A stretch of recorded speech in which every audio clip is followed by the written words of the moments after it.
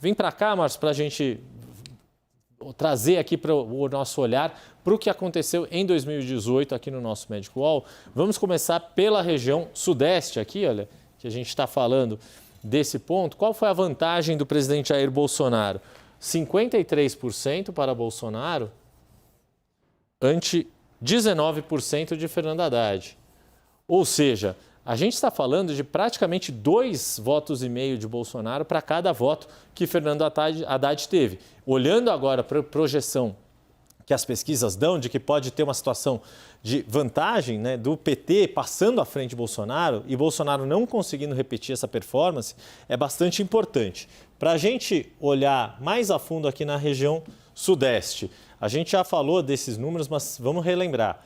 Jair Bolsonaro teve 53% dos votos válidos só no eleitorado de São Paulo.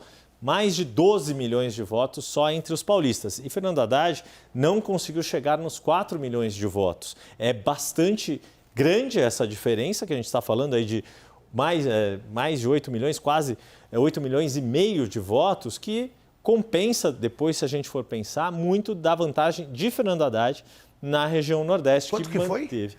Aqui em São Paulo... Não, na região Nordeste. Ah, peraí, em milhões de votos eu não tenho aqui, você me pegou, mas a vantagem para te dar aqui, vamos votar aqui, vamos lá para a região Nordeste. A gente teve 51% para Fernando Haddad e 26% dos votos válidos para Jair Bolsonaro, agregando todos esses 9 estados. Eu te fiz essa pergunta porque é um sinalizador importante. Lula está com 66, acabamos de ver aí na região Nordeste. Então, o Lula já tem mais na região Nordeste do que teve Fernando Haddad e tem mais na região Sudeste do que teve Fernando Haddad. Exato, pois é. Por isso que é importante para Bolsonaro manter aquela vantagem que ele teve no Sudeste em 2018. A gente falando aqui da região Nordeste, de onde que está vindo parte dessa vantagem de Lula? É claro que assim, se pegar, por exemplo, o estado mais populoso do Nordeste, na Bahia, Fernando Haddad, 60% já em 2018 e 23% de Jair Bolsonaro. Já é uma vantagem bastante expressiva. É provável que Lula consiga uma votação ainda maior do que esses 60%.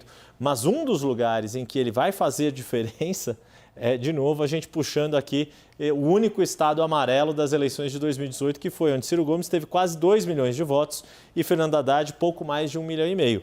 Muito desses 2 milhões de votos de 2018 vão vir para o candidato do PT, que é Lula. E Jair Bolsonaro teve uma votação até interessante, 1 milhão de votos no Ceará. Ele provavelmente vai terminar à frente de Ciro Gomes nessa eleição de 2022, Márcio. É claro que a eleição não aconteceu ainda, tudo pode acontecer no domingo, primeiro turno, segundo turno, mas neste momento as campanhas já começam a fazer aquele, puxa, se eu tivesse feito diferente, já há um movimento desse? Sem dúvida, você faz essa avaliação justamente para pensar em tendo o segundo turno, para onde eu vou, onde eu estou melhor, onde que eu vou reforçar. Esse ano, é um dos lugares que é mais interessante a gente ficar de olho, é a região sul. Por quê? A gente já falou de Santa Catarina, vamos olhar no detalhe aqui. Olha a vantagem de Jair Bolsonaro, 66% praticamente, 2/3 do eleitorado, e Fernando Haddad 15%, ou seja, Bolsonaro fez mais de 4 votos para cada voto que Fernando Haddad teve. Lula não vai conseguir chegar perto de Bolsonaro, mas vai reduzir essa distância. Bolsonaro deve manter um eleitorado ainda bastante forte no estado de Santa Catarina. Paraná, que tem todo o simbolismo da Operação Lava Jato, estado de Sérgio Moro, estado onde Lula estava preso nessa época, ou seja, você vê também a diferença que a gente tem aqui, né? 57% para Jair Bolsonaro e menos de 20% para Fernando Haddad. Qual é o estado que a gente vai ter que ficar de olho para valer na região sul e que pode ser o decisivo? É esse estado aqui, o Rio Grande do Sul, que Jair Bolsonaro conseguiu ganhar, mas veja que com uma proporção um pouquinho menor, e Fernando Haddad conseguiu. O PT ainda tem uma capilaridade, uma força bastante importante no Rio Grande do Sul, que faz a diferença para o candidato do PT. E Manuela Dávila era gaúcha, candidata a vice. Era candidata a vice, inclusive, muito bem lembrado. Para a gente continuar o nosso giro aqui pelas regiões, vamos para a região que Bolsonaro teve a maior vantagem da eleição de 2018, em termos proporcionais, claro.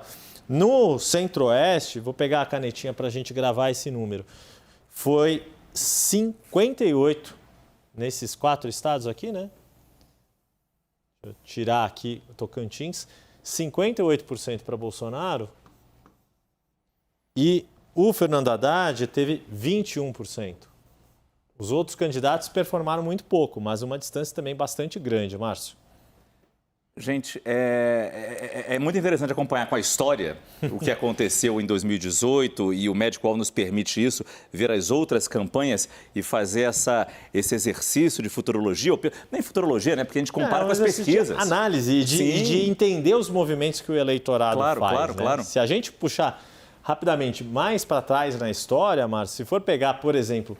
Vamos olhar aqui a eleição de 1994, quando Fernando Henrique ganhou, e aí vamos passar para a primeira campanha, a reeleição de um presidente.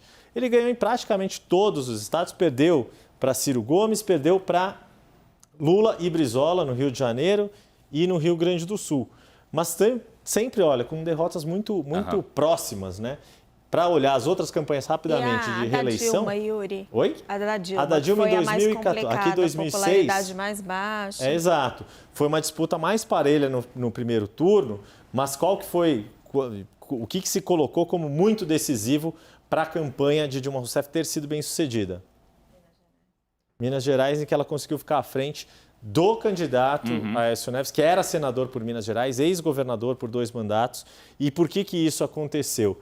Muito porque, para a campanha ao governo, quem foi bem foi Fernando Pimentel, inclusive eleito em primeiro turno contra Pimenta da Veiga, que entrou para dar um palanque para Aécio, para manter essa disputa que era a antiga polarização PT-PSDB, mas a vitória de Fernando Pimentel em primeiro turno, lá em 2014, ajudou a explicar essa vantagem que Dilma teve e o quanto foi importante para ela para no segundo turno conseguir ganhar, embora pela menor distância entre todas as disputas a presidente do país. E agora o Pimentel ajuda a eleger o Zema. O Romeu Zema saiu com um governo muito mal avaliado e o Romeu Zema tem feito uso dessa má imagem que ficou do governo, da rejeição do Pimentel para se eleger em primeiro turno. A ver como ficarão as cores em 2022, no próximo domingo, já a partir do próximo domingo.